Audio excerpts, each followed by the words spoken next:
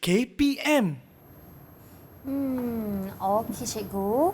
Saya rasa susunan kita ni dah betul cikgu. Betul ke? Dah nampak okey dah. Ni pegang. Ada 1, 2, 3, 4. Okey. Oh, globe pun dah ada cikgu. Ada lagi yang kita tertinggal? Saya rasa ni dah okey dah. Susunan pun dah elok. Okey. Mesti seronok kelas hari ni kan cikgu? Saya tak sabar. Mestilah. Belajar sains kan seronok. Fika, kenapa cikgu, Fika? Cikgu tutup lampu ke cikgu? Fika, Cikgu ada Fika, gegaran. Apa saya rasa ni? Rasa cikgu gegaran ni cikgu. Okey, tenang Fika. Okey, kita tenang. Okey. Dah okey ke ni Dah okey cikgu? ke ni? Dah okey rasa ni Fika? Cikgu, berdebar jantung saya dengan lampu tadi klip-klip tu. Betul-betul sama. Saya pun sama. Apa yang berlaku sebentar kenapa tadi ni cikgu? Tak pernah berlaku macam ni ni.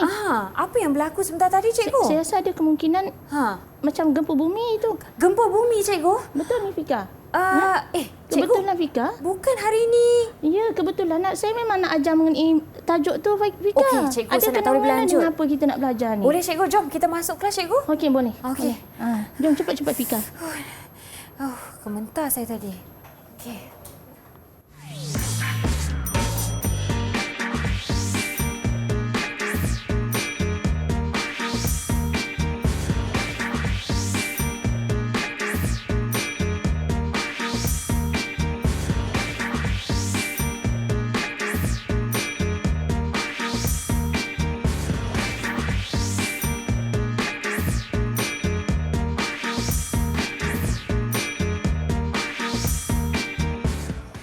Assalamualaikum dan salam sejahtera murid-murid semua yang sedang menonton. Anda sedang menonton rancangan Didik TV KPM bagi slot menengah rendah. Dan hari ini bersama Kak Syafika, kita akan belajar mengenai bumi. Dalam mata pelajaran Sains Tingkatan 1. Baiklah, seperti anda lihat sebentar tadi, kita telah saksikan profil guru kita pada hari ini. Ini dia cikgu kita iaitu Cikgu Azlina. Hai cikgu, Assalamualaikum. Hai Syafika, Waalaikumsalam. Wah, gempa bumi ya sebentar tadi. Terkejut. Gementar tak pernah. sangat. Okey cikgu, sebelum kita meneruskan dengan mata pelajaran kita dan juga tajuk kita, ingin saya memperkenalkan juga jurubahasa isyarat kita iaitu Cikgu Azliana Masyuri. Hello cikgu, Assalamualaikum. Okey, terbaiklah. Terima kasih cikgu kerana berada bersama kami.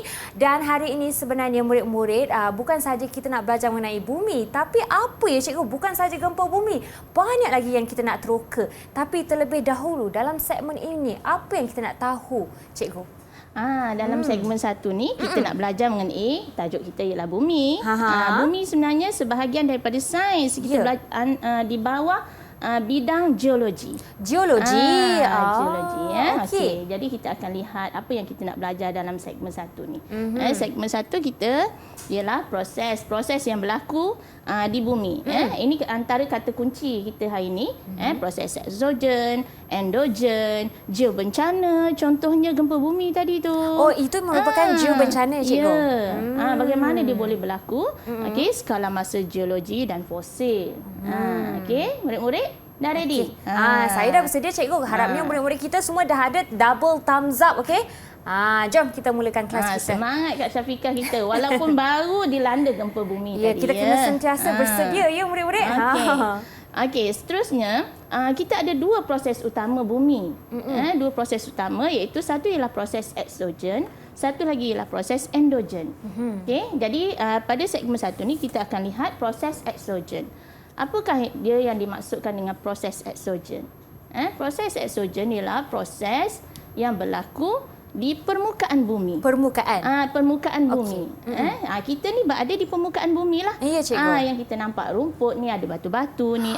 Proses-proses yang berlaku di permukaan bumi yang kita boleh nampak. Okey. Jadi ada 4 proses yang berlaku yang kita boleh kelaskan kepada 4 proses, iaitu satu ialah luluh hawa. Luluh hawa. Nanti sekejap lagi kita tengok apa dia luluh hawa semua ni ya. Okey. Kedua ialah hakisan. Okey, kemudian kita ada proses susutan jisim dan susutan darat, dan kita ada proses angkutan dan pengendapan. Ada 4 proses utama yang berlaku di permukaan bumi yang kita kelaskan sebagai proses eksogen. Okey, antara keempat-empat ni saya mungkin lebih mengenali hakisan. Yang lain tu kurang jelas. Tapi kita akan tengok selepas ni kan cikgu? Mungkin sebab hakisan ni biasa berlaku di sekeliling kita tu yang kita rasa lebih hampir Betul. dengan dia. Betul cikgu. Kita lebih biasa dengar. Okey. Jadi kita lihat apakah dia proses luluh hawa. Luluh hawa ialah proses pemecahan dan penguraian atau perebutan batuan akibat perubahan suhu, air hujan, tindakan frost dan mikroorganisma. Proses ini luluh hawa. Luluh hawa. Itu ejen-ejen dia. Perubahan suhu, terutama bagi tempat macam kita ni. Kita sekejap hujan, sekejap panas, sekejap sejuk. Itu perubahan suhu ketara. Okey. Air hujan. Kita kan memang menerima hujan yang banyak Malaysia. Tindakan frost ni biasanya merujuk kepada pembekuan air lah, salji gitu ya, dan mikroorganisma. Okey, katalah kita ada batu-batuan ya, batu-batuan. Contohnya batuan yang besar kemudian mengalami perubahan suhu, lama-lama batuan tu terpecah. Itu dipanggil luluh hawa. Terpecah maksudnya bukan kepada batu kecil-kecil, tapi dia merekah pun dah jadi luluh hawa. Proses yang berlaku secara semula jadi, bukan kita pecahkan batu tu.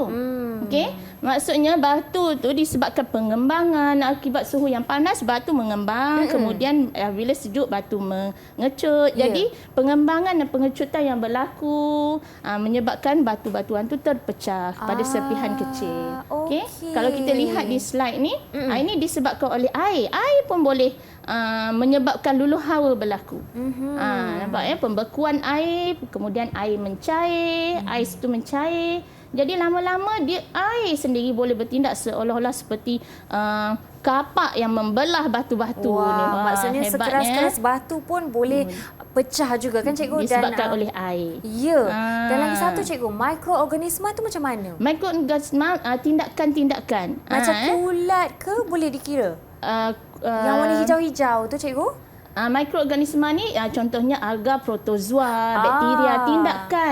Tindakan mikroorganisma terhadap batu-batuan, terhadap permukaan bumi ni menyebabkan dia terurai, berubah kepada bentuk yang lain. Baiklah cikgu. Ini luluh hawa. Okey, cikgu faham. Kemudian jelas. kita ada hakisan. Biasanya hakisan ni berlaku di mana kalau Syafiqah terfikir tadi hakisan? Kalau hakisan mungkin di kawasan kita tengok di tepi jalan besar di mana tiada lagi pokok-pokok, tumbuh-tumbuhan yang tumbuh atas tanah. Jadi tanah tu merekah cikgu. Betul ke cikgu? Hakisan adalah proses penghausan yang dialami oleh permukaan bumi akibat ejen-ejen bergerak. Bergerak tu seperti air, mungkin tadi disebabkan oleh air. Air tu menyebabkan tanah tu bergerak. Okey, angin dan ombak. Biasanya mungkin kalau kita terfikir hakisan ni berlaku di tepi pantai. Kan? Di mana pasir tu ataupun tanah di situ akan masuk ke dalam air cikgu. Macam contoh kita ada katalah ni tepi pantai, air sentiasa bergerak, lama-lama menghakis. Asalnya air yang jernih ni bila masuk je tanah ke sini dia akan jadi macam pasir itu kotor. terhakis. Nampak Pasir tak terhakis. murid-murid semua? Hakisan pantai berlaku. Tapi disebabkan oleh ombak. Rasanya bila ada batu di sini mungkin kekurangan sedikit hakisannya. Itu antara kaedah bagaimana kita menghalang hakisan berlaku. Negara kita Malaysia terutamanya di sebelah timur, pantai timur, ombak yang besar disebabkan laut Cina Selatan kan, ombak yang kuat. Jadi hakisan pantai itu memang sangat ketara. Okey, jadi antara kaedah untuk mengatasi dengan meletakkan batu-batu atau membina benteng dinding konkrit pada tepi pantai. Ya cikgu. Okey, baiklah. Kemudian kita ada susutan jisim dan susutan darat. Ni apa ni cikgu? Susutan jisim dan susutan darat ni dia melibatkan pergerakan tanah dari atas cerun ke bahagian bawah. Okey. Ni disebabkan oleh daya tarikan graviti. Contohnya tanah runtuh. Katalah kita ada tu. Okey. Tanah tu bila hujan, jadi apa berlaku, tanah tu menggelongsor turun. Sayalah hujannya cikgu. Berlakulah tanah runtuh. Disebabkan aliran air, kadang-kadang aliran air bawah tanah kan. Kalau ada kawasan-kawasan, kalau dilihat di sini memang tiada tumbuhan cikgu. Jadi lagi mudah sebenarnya untuk berlaku tanah runtuh kan? Betul. Sekiranya ada pokok-pokok, rumput-rumput memegang tanah di situ, akar dia memegang tanah, mengurangkan proses susutan jisim dan susutan darat yang berlaku. Oh, itulah maknanya susutan jisim dan juga susutan darat. Disebabkan oleh daya tarikan graviti ke bawah. Okey, faham cikgu? Mengubah, nampak berubah bentuk muka bumi. Betul cikgu. Bawah tadi asalnya rumput-rumput hijau, tanah landai, kemudian berubah. Okey, kemudian kita ada angkutan dan pengendapan. Bahan-bahan yang telah diluluh hawa tadi, batu-batu kecil, akan terhakis dan dibawa oleh ejen-ejen seperti aliran air, angin, ombak dan glasier. Bahan-bahan tersebut dienakkan bila laju ejen menjadi perlahan. Macam contohnya kita kadang berlaku kepala air, kita panggil kepala air itu ya. Jadi air daripada atas bukit tu turun membawa bersama pokok-pokok ke tanah ke. Jadi bila turun dia termendak di permukaan bumi, tanah ataupun bumi. Dan mengubah keseluruhan permukaan bumi. Cuba Kak Syafika. Yang ini yang paling saya seronok nak cuba ya cikgu. Okey, di dalam ini ada pelbagai kita tengok macam mana rupanya bila tanah berlaku dengan lumpur. Jadi bila dibawa oleh air, apa berlaku? Dia bila kita tuang di ruangan yang rumput-rumput tu semua tu habislah tertutup permukaan bumi tu. Okey, saya tunjukkan pada kamera ya. Dan ditermendak di situ. Dan pengendapan berlaku. Dia mengubah permukaan bumi kita yang asalnya tanah landai, asalnya mungkin sungai. Sungai itu mungkin tertutup dengan lumpur-lumpur tadi. Oh, jadi tiadalah sungai lagi cikgu. Mungkin arah aliran air dah berubah. Okey, faham cikgu. Inilah 4 proses eksogen. Luluh hawa, hakisan, angkutan jisim dan angkutan darat. Betul. Dan pengendapan. Cikgu. Okey, baiklah. Sebenarnya sangat seronok dapat lihat contoh model di depan kita kan. Model-model di depan kita supaya dapat lebih jelas faham mengenai eksogen. Baiklah, kita ada banyak lagi yang kita nak terokai selepas ini. Jadi jangan ke mana-mana. Kita akan berhenti berehat seketika dan kembali selepas ini di Slot Menengah Rendah.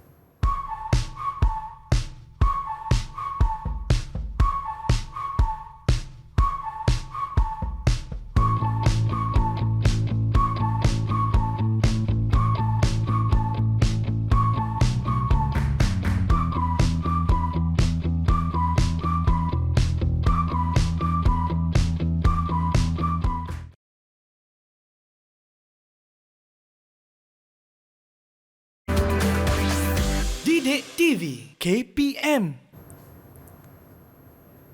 Hai semua, selamat kembali ke Slot Menengah Rendah bersama Kak Syafika dan juga Cikgu Azlina. Dan hari ini murid-murid semua, tajuk kita ialah proses di muka bumi. Tapi kita telah pun belajar mengenai eksogen, iaitu proses ada 4 ya, luluh hawa, hakisan, susutan darat dan jisim, dan juga satu lagi ialah pengendapan. Angkutan dan pengendapan. Terima kasih cikgu mengingatkan saya. Kali ini pula kita nak belajar mengenai endogen kan cikgu? Proses endogen. Kalau kita dengar eksogen ni selalunya di luar kan? Cikgu sebutkan di permukaan bumi. Kalau endogen di mana tu cikgu? Endogen di dalam. Endogen merujuk kepada proses yang berlaku di dalam permukaan bumi. Di bawah kaki kita ya cikgu? Jadi kita perlu tahu bahawa bumi kita kan ada lapisan-lapisan. Proses yang berlaku di luar permukaan bumi kita panggil eksogen, di dalam permukaan bumi kita panggil endogen. Okey ya. Jadi kita boleh kelaskan kepada 3 proses yang berlaku di bahagian dalam bumi, iaitu proses olakan mantel, proses pergerakan kerak bumi dan aktiviti magma. Aktiviti magma tu nampak panas je cikgu. Memang panas. Okey. Jadi kita nak lihat satu persatu. Okey. Olakan mantle. Apakah dia yang dipanggil olakan mantle? Olakan mantle ni disebabkan oleh suhu yang tinggi dari bahagian dalam mantle dan teras bumi menghasilkan arus perolakan di lapisan asthenosfera. Okey, lapisan bumi lah di dalam bumi. Jadi arus-arus ni berupaya menggerakkan kerak bumi. Kita tahu di bahagian luar kita, kalau kita lihat model bumi kita di situ. Okey. Di luar tu ialah kerak bumi, kita Kerak panggil. bumi. Yang warna Okey, biru yang hijau warna kan. biru hijau Ada ni. lautan, ada daratan, itu kerak Ya. bumi. Di Okey. bahagian dalam yang warna merah tu kan mantle.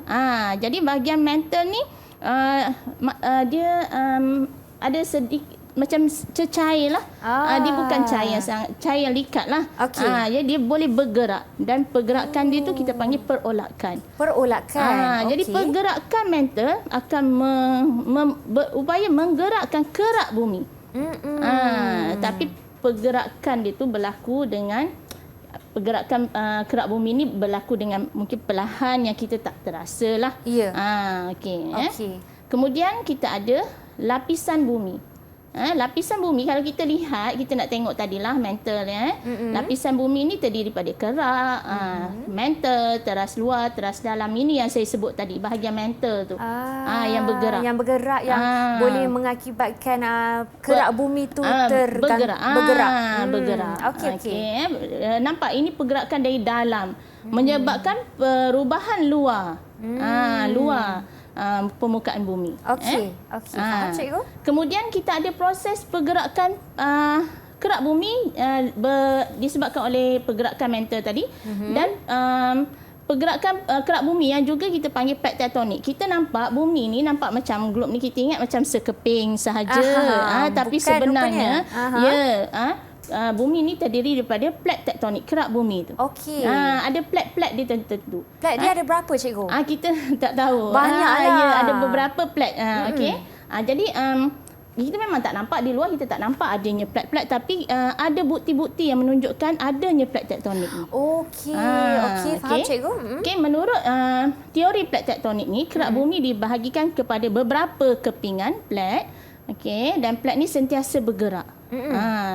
Dengan proses pertembungan dan pencapahan yang menghasilkan pelbagai bentuk bumi serta hanyutan benua. Okey. Mungkin pada ribuan tahun dahulu kedudukan daratan kita, lautan kita, bentuk dia mungkin bukan seperti hari ini. Mungkin saiz pulau-pulau berbeza disebabkan oleh pergerakan Plat tektonik ni. okey, Jadi itulah berbeza dulu dengan sekarang kan permukaan memang ada perbezaan. Okey. Baiklah. Jadi kesan pergerakan plate tektonik ni seperti kita lihat tadi, kita sebut boleh pertembuhan dan pencapahan. Pertembuhan ni macam contohnya katalah ini kita ada dua keping plate tektonik. Bila plate tektonik ni bergerak, dia bergerak, nampak dia bergerak apa berlaku? Dia mengakibatkan pertembungan. Ini mungkin boleh menghasilkan gunung begini. Betul ke cikgu? Ya. Maksudnya bila dia ada terbentuk seperti dia ke atas, gunung terbentuk. Ataupun yang gunung berapi pun juga? Boleh. Gunung berapi sekiranya magma tu nak keluar di situ, dia ada lohong dia, gunung berapi. Dan sekiranya pencapahan berlaku, pertembuhan begini juga boleh menghasilkan. Kadang kita tak nampak di luaran dia, tapi di dasar laut boleh berlaku proses begini. Jadi apakah bukti-bukti berlakunya pertembungan dan pencapahan plate tektonik ni? Apakah bukti ni cikgu? Antaranya jurang lautan, akar pulau, banjaran gunung lipat, lurah gelinciran gunung bongkah, pematang tengah lautan yang mana kita tak nampak di tengah laut, tapi ahli-ahli geologi mengkaji semua ni dan gunung berapi, gempa bumi, tsunami berlaku disebabkan oleh pergerakan plate tektonik ni. Okey, kita lihat beberapa contoh. Ni jurang lautan yang terkenal, ini ialah Mariana Trench. Dalam tu. Nampak cantik tetapi nampak sebenarnya cantik. dalam sangat kan cikgu? Okey, disebabkan Gelap oleh warna pergerakan ni. Ni ada banjaran gunung lipat, banjaran Andes, banjaran Himalaya. Memanglah kita kata ini memang dari kita lahir dah ada ni, memanglah dah ada sebab proses ni berlaku mungkin jutaan Dah tahun lama. dahulu. Tapi ada waktunya yang belum ada lagi terbentuk kan cikgu? Okey, kemudian kita ada ini San Andreas, Lurah Gelinciran. Ya. Okey, nampak tu? Ada macam satu garisan. Ya, macam rekahan sebenarnya tapi ini tidak disebabkan cikgu. oleh pergerakan plate tektonik. Okey. Bukti-bukti ni menunjukkan adanya pergerakan plate tektonik. Okey, cikgu. Kemudian Gunung Bongkah. Ini di Malaysia ni contohnya. Inilah Gunung Kinabalu. Ya. Okey, ini pun pematang tengah lautan yang disebut tadi. Disebabkan pergerakan plate tektonik yang berlaku di dasar laut. Jadi terbentuknya pematang, maknanya laut tu tiba-tiba terbelah sedikit. Terbelah macam gitu. Kan? Jadi di setengah tu jadi permatang, panggil tengah lautan.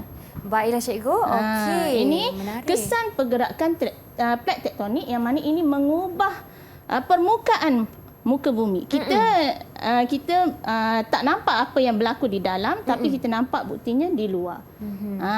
Kemudian kita ada proses yang ketiga, aktiviti magma.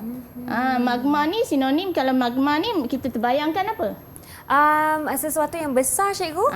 Gunung berapi gunung lah. berapi. Bila magma ni gunung berapi lah. Okey. Jadi aktiviti magma ni adalah satu lohong. Tadi mungkin kata perolakan mantle tadi menyebabkan lohong terbentuk dari dalam kerak bumi yang bolehkan magma yang cair dan panas ni keluar daripadanya. Dan menyebabkan letusan yang kuat. Okey. Jadi kan cikgu, kalau gunung berapi ni maksudnya dia ada lohong yang cikgu sebutkan untuk magma ni keluar. Ya. Jadi magma yang panas itulah dari permukaan bumi lah yang keluar ya cikgu. Dari dalam. Dari dalam. Ini proses endogen dari dalam keluar. Okey. Jadi kita nampak dia keluar melalui letusan gunung berapi ni. Okey. Bahan-bahan letusan tersebut akan tertimbun di sekeliling. Nampak tu contoh gunung berapi, model gunung yang berapi. Warna hitam-hitam Jadi ni. bila dia meletus, jadi bahan yang dari dalam mantle dah keluar. Okey. Keluar. Jadi akan tertimbun di sekeliling gunung berapi. Ni bila dah sejuk dia jadi warna gelap bukan cikgu? Jadi batu-batuan lah. Itu dia proses endogen. Okey. Ada 3 ni proses endogen. Okey. Macam Sudah mana? tibanya cikgu. Cikgu nak tanya saya faham ke tak kan? Ya. Setakat ini jelas cikgu. Tapi kalau cikgu nak tanya saya soalan, saya cuba ya. Murid-murid di rumah pun kena cuba sekali kan cikgu? Betul. Kita cuba bersama-sama. Okey. Cuba, proses endogen ialah proses yang berlaku akibat dari bahagian mana? Bahagian dalam lah cikgu. Dalam, endo, in kan, in. inside kan, berlaku dari bagi dalam permukaan bumi. Kalau di bahagian permukaan bumi tu kita panggil proses exogen. Ini endogen. Okey, cikgu. Jangan confuse. Jangan bertukar. Okey. Kemudian, bagus ya Syafiqah. Terima kasih cikgu. Tadi. Okey.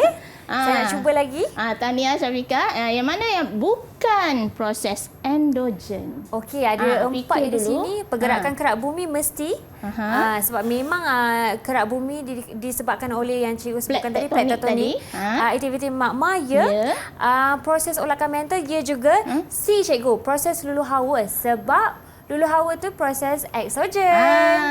Proses exogen tadi, luluh hawa. Apa dia antara proses exogen tadi? Luluh hawa, hakisan, pengendapan, angkutan jisim dan angkutan darat. Jadi yang 3 ni ialah proses endogen. Okey, cikgu. Pergerakan kerak bumi yang kita panggil plate tektonik, aktiviti magma yang mengakibatkan letusan gunung berapi, dan proses olakan mantle yang akhirnya menyebabkan gunung berapi juga, olakan mantle. Okey, cikgu. Bagus, tahniah Kak Syafiqah. Terima kasih cikgu. Ada lagi ke latihan untuk kita? Ada. Ini baru sikit permulaan. Okey. Okey. Maklumat di bawah menunjukkan satu proses bumi. Ni kita ada berapa proses bumi tadi? Kita ada 4 cikgu. Proses bumi. Proses bumi. Dah lupa. Prosesnya exogen dan endogen. Ingat ya, kita ada 4. Saya pula dah. Kita ada 2 2 proses bumi, exogen dan endogen. Okey. Jadi dia beri sini kejadian hanyutan benua. Sesaran kerak bumi. Okey. Maklumat di atas merujuk kepada lapisan yang bertanda Yang mana yang boleh. Saya rasakan cikgu jawapannya ialah B. Sebab disebabkan pergerakan plate tektonik akan menyebabkan kejadian-kejadian seperti ini berlaku. Nampak Kak Syafiqah, kita tanya yang mana boleh memberi dengan reasonnya sekali. Hebat ni. Betul B. Tahniah Syafiqah. Okay. Memang B ni apa nama bahagian B ni? Ini adalah plate tektonik ataupun kita disebabkan mental. Mental. Olakan mental ni akan sebabkan itu. Ya, olakan mental ni menyebabkan kejadian hanyutan benua dan sesaran kerak bumi. Tiga. Ingat kita ada 3 proses ni. Okey. Oh, ada lagi cikgu. Olakan mental tu. Terangkan bagaimana proses ni boleh terjadi. Okey, boleh cikgu. Boleh ke Syafiqah? Terlebih dahulu boleh cikgu saya cuba ya. Ni tinggi sikit ni aras ni. Suhu yang tinggi terlebih dahulu.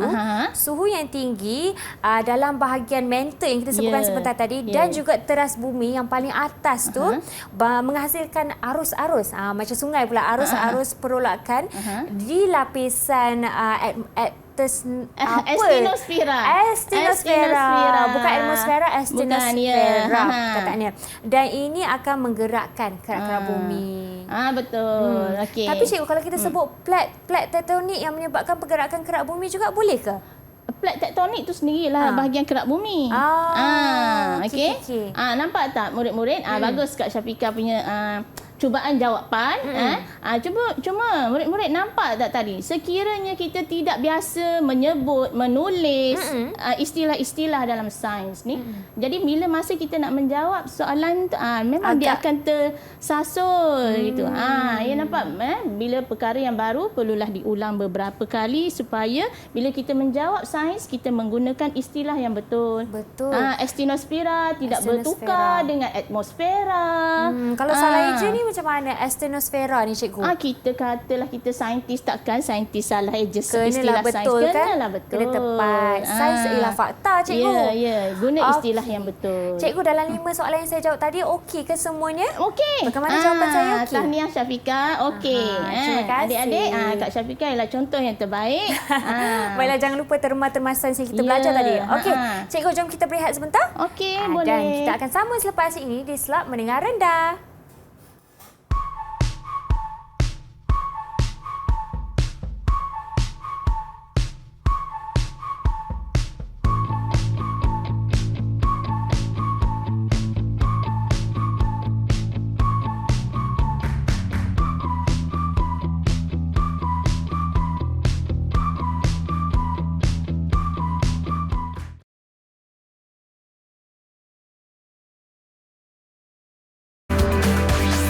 Didik TV KPM. Baiklah murid-murid, jom kita masuk ke kelas hari ini. Mata pelajaran kita sains di Slot Mendengar Rendah dan tajuk kita ialah proses utama di bumi. Sebenarnya bab 9 ini di mata pelajaran ini berkait rapat dengan geologi sebab segmen kali ini kita akan beri fokus kepada fenomena geobencana. Terlebih dahulu, geobencana tu apa cikgu? Fenomena geobencana ialah fenomena yang berlaku akibat daripada proses endogen tadi. Proses endogen. Proses endogen. Jadi apakah akibat-akibatnya yang berlaku yang memberi kesan buruklah pada manusia. Itu kita panggil geobencana. Geobencana. Antaranya ialah Syafiqah, kita ada antaranya ialah vulkanisme. Gunung berapi. Kalau dapat lihat contoh best juga kan cikgu? Cuba itu. Saya ada gunung berapi tu, dah buat model gunung berapi. Ya ini. Jadi apa yang berlaku? Sekiranya letusan gunung berapi itu berlaku di tempat tu. Cuba Syafiqah. Letusan ni cikgu sebutkan tadi magma kan? Ya, magma yang keluar. Berpunca daripada olakan mantle. Baiklah, kita cuba ya eksperimen ini. Alright. Okey. Macam itu. Gitu. Letusan gunung berapi berlaku. Dan warnanya seperti akan sama juga seperti warna magma kan? Warna oranye. Jadi dari dalam mantle dengan suhu yang tinggi, nampak tu berasap-rasap kan? Suhu yang tinggi keluar ke permukaan bumi. Wow, memang dahsyat fenomena ini vulkanisme. kan cikgu? Memberi kesan kepada persekitaran lah, penduduk, mungkin tanam-tanaman. Kalau biasanya negara yang mempunyai penduduk yang sudah biasa ada kejadian seperti ini, mereka dah bersedia untuk berpindah betul. kan? Mereka mesti ada persediaan lah. Masih lagi meletus. Okey, tak apa cikgu. Seterusnya cikgu. Kemudian kita ada pemanasan global. Pemanasan global seperti dapat kita lihat di dalam slide ni. Nampak tanah jadi merekah. Disebabkan suhu lah yang tinggi, pemanasan. Okey. Kemudian kita ada tsunami berlaku. Tsunami berlaku menyebabkan kerosakan habis. Mungkin melibatkan nyawa, harta benda apabila tsunami berlaku. Okey cikgu. Okey, kemudian kita ada juga gempa bumi. Gempa bumi, gegaran. Okey. Habis harta benda rosak, mungkin juga melibatkan nyawa, kehilangan nyawa. Betul cikgu. Ini geobencana. Okey. Kemudian lubang benam. Lubang benam ni, lubang benam ni kadang-kadang kita tak sedar sebenarnya di bawah tempat kita berdiri itu adanya lubang benam. Maksudnya apa tu? Jalannya dibina atas lubang benam di luar di atas permukaan kita nampak tanahnya elok je, tapi rupanya di dalam sana, di dalam tanah tu rupanya adanya aliran air telah pun mengangkut telah angkut sikit tanah di dalam kawasan dalam. Okey cikgu. Mungkin di atas kita dah bina jalan raya. Cuba tengok.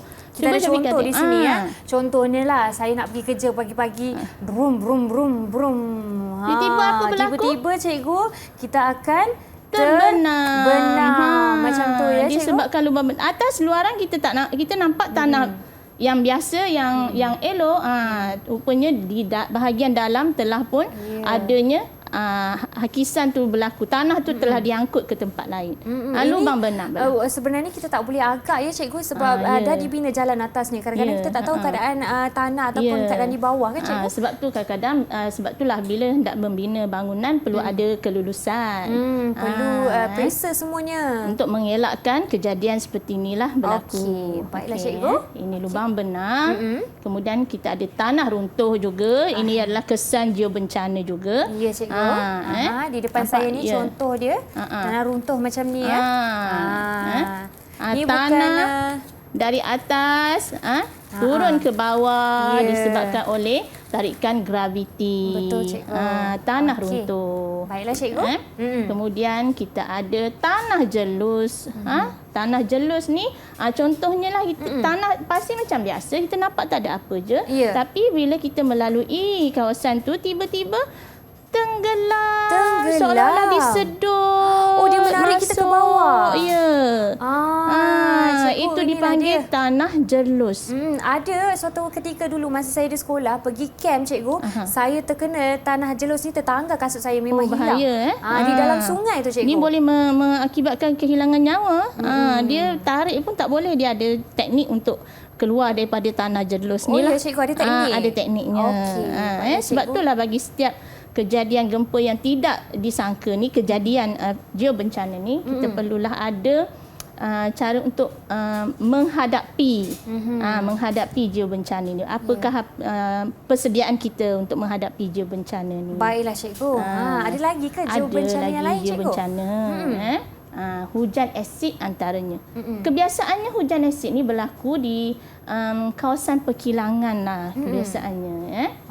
Sebab apa? Kawasan perkilangan biasa kalau kita lihat seperti ini, Syafiqah, kilang kan mengeluarkan gas, gas carbon dioxide ke carbon monoxide ke sulfur trioxide ke kan. Jadi apabila hujan asid ni, Syafiqah, jangan salah faham murid-muridnya. Hujan asid bukanlah bermaksud turun dari langit tu asid, bukan. Dia air hujan yang biasa. Tapi apabila air hujan ni lalu di kawasan kilang, apa berlaku ialah gas-gas ni akan larut dalam air hujan. Gas-gas tu larut dalam air hujan menyebabkan hujan yang turun tu berasid. Gas-gas ni lah. Larut dalam air hujan. Sekiranya kita tinggal di kawasan yang tak ada pencemaran, jadi hujan tu tak adalah berasid. Maksudnya begitu. Ini Ini ada kesan kepada bangunan, kesan kepada tumbuh-tumbuhan. Kepada penduduk. Tak suburlah tanah di situ. Tanahnya beresik. Itulah kita selalu lihat di kawasan kilang-kilang, memang tanah kawasan dia memang jalan je cikgu, tak ada tumbuhan sangat. Sepatutnya pun di kawasan kilang pun perlu ditanam pokok-pokok ni. Sebab pokok akan menyerap karbon dioksida Ya, betul. semasa fotosintesis. Okey. Okey. Jadi itu dia beberapa kejadian geobencana. Okey. Murid-murid boleh? Boleh cikgu? Okey semua? Boleh Okey. Jadi kalau dah boleh, cuba kita lihat ni. Jelaskan persediaan. Ini yang penting ni.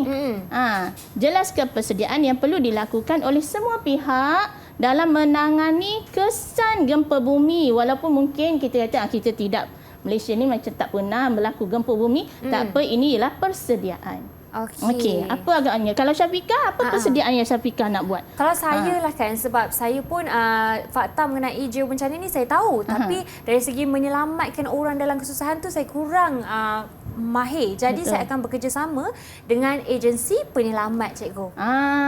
Bagus Kak Syafiqah. Memang kadang-kadang kita memang eager nak menyelamatkan orang. Betul. Kan? Tapi kadang-kala dengan kehadiran kita di tempat tu, katalah kita tak kena gempa bumi, kita nak pergi menyelamat, tapi kehadiran kita tu boleh mengancam pula keselamatan diri sendiri. Betul. Dan boleh mungkin menyusahkan orang lain. Jadi yang first, kita bekerjasamalah dengan agensi penyelamat. Jangan buat tindakan sendiri murid-murid. Boleh nak menjadi sukarela, tapi kena ada pengetahuan dan orang yang pakar. Maksudnya kita tengok agensi penyelamat sebut kita bahagian mana? Bahagian sedia makanan, makanan saja. Okey, faham cikgu? Apakah kesan kejadian gempa bumi ni Syafiqah? Yang ini kita dah sebutkan tadi cikgu. Kerosakan harta benda, kehilangan nyawa dan kerosakan pada bangunan pun ada juga. Betul. Gempa bumi, kerosakan harta benda. Tahniah, tepat sekali. Murid-murid boleh jawab macam Kak Syafiqah jawab. Kalau bagi beberapa contoh tu baguslah kan cikgu, jangan satu je. Betul. Okey. Penyataan di bawah menunjukkan suatu aktiviti manusia. Apa dia tu? Penebangan hutan bakau untuk mendapatkan hasil kayu. Memanglah hutan bakau ni boleh digunakan untuk membuat kayu arang, membuat arang. Okey. Tapi penebangan ni menyebabkan kesan negatif. Pada pendapat murid-murid dan pada pendapat Kak Syafiqah, apakah kesan negatif yang mungkin timbul? Kalau macam ni kan cikgu, dia akan menyebabkan hakisan tanah lah cikgu, penebangan. Bila hakisan tanah-tanah ni akan sumbatkan ruang-ruang apa orang kata di kawasan hutan bakau lah ni. Ya. Dan itu akan menyebabkan banjir. Lagi-lagi ketika air pasang besar. Ya, nampak tak? Kadang-kadang apa yang berlaku disebabkan oleh tangan manusia juga. Kerosakan tu semua disebabkan oleh manusia. Kita yang menebang pokok tu menyebabkan kita lah mendapat kesan negatifnya. Cikgu lagi satu cikgu. Kawasan kehidupan di hutan pun akan terganggu habitatnya. Betul Syafiqah. Nampak Kak Syafiqah dapat memberikan jawapan yang lebih daripada apa yang cikgu bagi tadi. Hakisan tanah menyebabkan banjir, terutamanya bila air pasang besar. Kita kawasan Malaysia ni memang macam seolah-olah dikelilingi oleh laut lah Syafiqah. Jadi banjir memang beri kesan yang besar lah pada kita. Air pasang besar tu memberi kesan. Okay? Dan kita juga perlukan hidupan marin. Nelayan-nelayan kan, sumber pendapatan. Semua tu menyebabkan kekurangan kawasan hidupan marin, kekuranganlah punca pendapatan. Okey, baiklah cikgu. Terima kasih atas soalan tersebut. Saya rasa saya dapat melatih pengetahuan saya pada hari ini. Tapi kita akan berehat sebentar dan kembali selepas ini di Slot Menengah Rendah.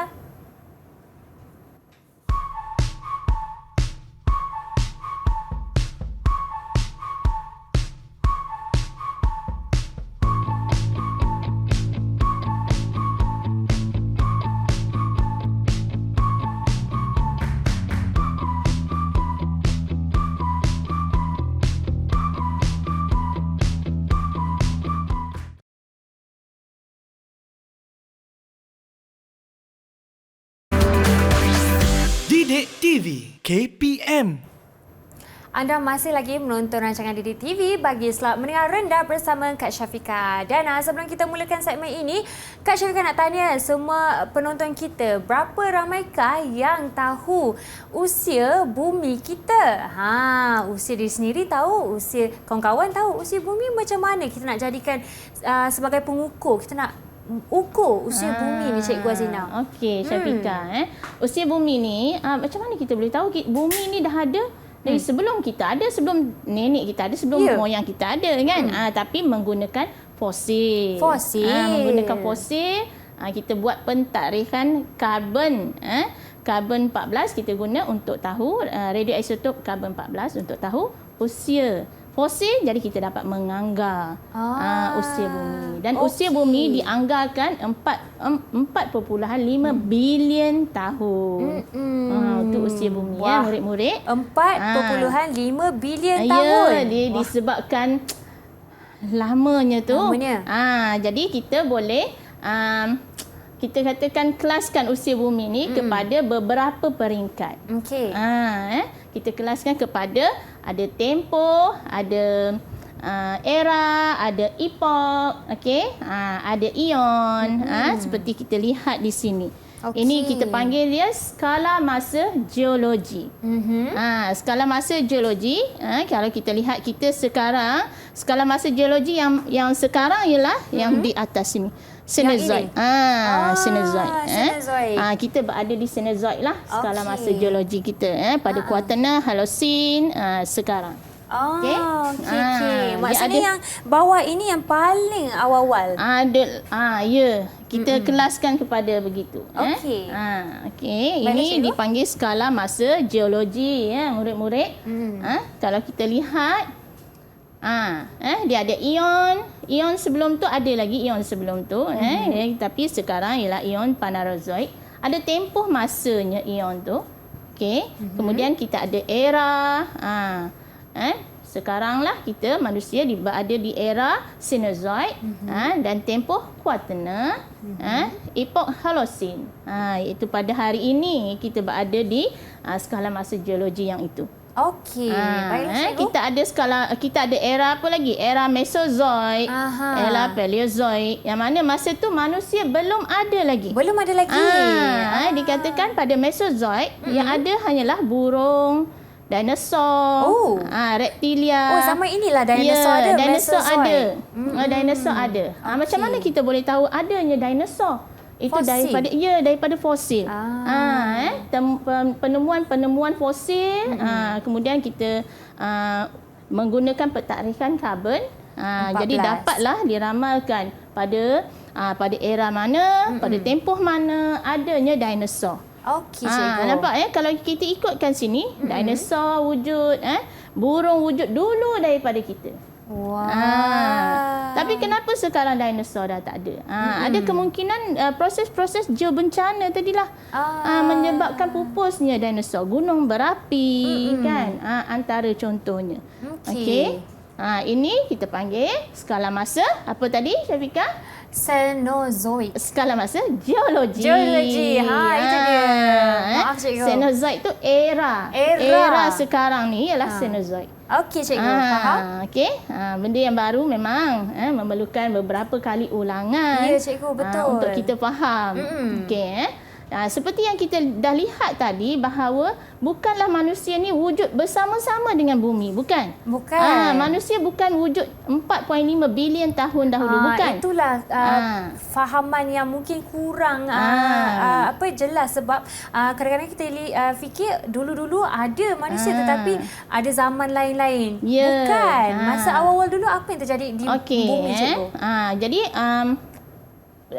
pada permulaan wujudnya bumi ni tiada haiwan, tiada hidupan. Tiada hidupan. Okey. Kemudian bermulanya ada bakteria. Bermulanya ada bakteria pada kira-kira 3,000 tahun dahulu.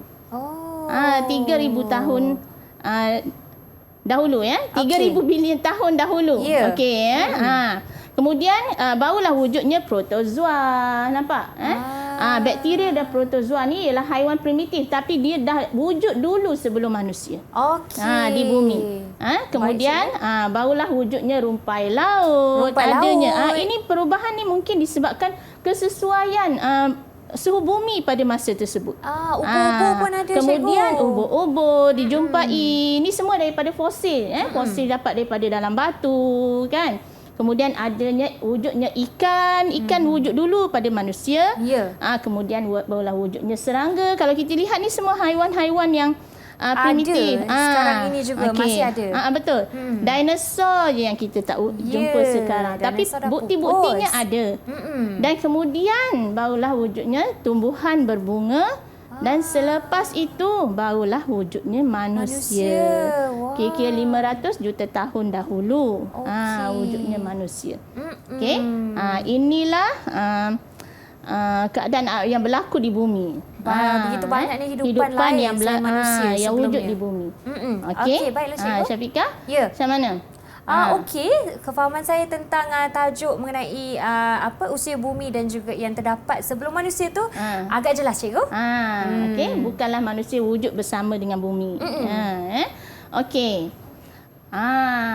Itu kita tengok sikit je dulu usia bumi dan hidupan-hidupan yang ada. Cuba kita tengok test dulu. Jangan kita masuk banyak-banyak lah usia bumi ni kan, nanti kan belum faham. Dah faham kita teruskan. Okey, cikgu. Okey, Syafiqah, cuba nyatakan nama bidang kajian. Saya sebut tak tadi nama bidang kajian tadi? Mungkin ada, cikgu. Secara ringkas je. Okey, apa nama bidang kajian? Okey. Kalau mengkaji usia bumi ni, Usia Syafiqah. bumi, melibatkan fosil, melibatkan isotop. Betul. Itu ialah arkeologi, cikgu. Nama bidang tu ialah bidang arkeologi, murid-murid bukan arkitek. Bukan. Kita tu bina bangunan. Bukan Arduino. Mungkin murid-murid hari ni memang hebat ni dengan Arduino ni tapi bidang tu dipanggil bidang arkeologi. Artifak pula ialah benda yang dijumpai itu kita panggil artifak. Okey, Kemudian betul, tahniah Kak Syafiqah. Murid-murid pun harapnya jawapannya sama Kak Syafiqah tadi. Skala masa tadi, ingat murid-murid semua, yang saya sebut tadi, skala masa yang menyatakan sejarah bumi dari zaman permulaan merupakan maksud bagi istilah apa tadi? Apa istilah dia? Baiklah, cikgu. Kalau untuk ini saya kena tutup sesuatu. Skala masa geologi, cikgu. Skala masa, bukan skala cahaya. Skala masa geologi. Tahniah. Okey. Terus kita tengok ada lagi soalan. Seterusnya. Anggaran usia bumi ni, Syafiqah. Okey. Yang ini kan, cikgu, mestilah 4.5 bilion tahun. 4.5 bilion tahun murid-murid. 4.5 bilion tahun anggaran usia bumi. Sebab cikgu sebut tadi, kalau 3 bilion itu ialah untuk bakteria dengan protozoa. Takkanlah bumi selepas itu kan, cikgu? Okey, murid-murid lamanya usia bumi kita. Okey, kemudian lengkapkan kotak di bawah. Okey. Ini contoh soalan bahagian B Syafiqah. Kalau dalam peperiksaan kita, inilah contoh soalan bahagian B. Okey, cikgu. Lengkapkan kotak di bawah tentang era dalam skala masa geologi. Kita ada era apa ni? Cuba kita lihat semula. Skala masa geologi. Kita ada era apa? Cenozoik. Mesozoik. Mesozoik mana? Yang di sini. Mesozoik. Kemudian kita ada Paleozoik. Tengok anak panah tu. Anak panah tu bermula daripada satu. Maksudnya, apakah satu tu? Okey, kalau satu disebutkan Mesozoik ni berada di tengah. Jadi satu ialah yang atas ni, cikgu. Dari satu pergi ke Mesozoik, pergi ke Cenozoik. Sekarang Cenozoik. Maksudnya yang awal lagi. Okey, kalau awal sebelum Mesozoik iaitu Paleozoik. Cenozoik. Betul, cikgu? Saya rasa bukan. Kak Syafiqah punya jawapan betul. Betul. Tu betul. cikgu nak tanya saya satu lagi soalan tadi. Kan? Ini sebenarnya apakah yang kedua ni? Cenozoik yang kedua. Okey. Murid-murid, mungkin ada Baiklah, kesilapan cikgu. di situ. Okey. Kak Syafiqah lagi ke? jadi Nampaknya Kak Syafiqah telah menguasai tajuk kita usia bumi pada hari ini. Okey, terima kasih cikgu. Murid-murid di macam mana? Harapnya semua baik-baik saja dapat menjawab dengan baik juga. Okey. Ingat. Boleh tak kita dapatkan sementara cikgu sebutkan tentang bagaimana proses saya, bagaimana proses saya keseluruhan pula cikgu dalam kelas Keseluruhan kita. dari mula Kak Syafiqah dapat menjawab dengan baik. Dapat mengikuti pembelajaran dengan baik, dapat memberi respon yang positif, dengan confident, dengan ceria. Kita bagi thumbs up 5 bintang kepada Kak Syafiqah. 5 bintang. Wah, menariknya cikgu. Kalau bagi mereka yang mahu membuat lebih ulang kaji, dapat rujukan di mana mereka boleh akses cikgu? Murid-murid boleh akses Pelantar Delima KPM. Ya, murid-murid. Baiklah, terima kasih Cikgu Azlina kerana mengajar kita mengenai proses utama di muka bumi dan juga kepada jurubahasa isyarat kita, Cikgu Azliana Masyuri. Baiklah, terima kasih kepada anda semua yang menonton dan tahniah atas jawapan anda pada kelas ini. Sehingga kita jumpa lagi selepas ini. Assalamualaikum dan salam sejahtera. Bye.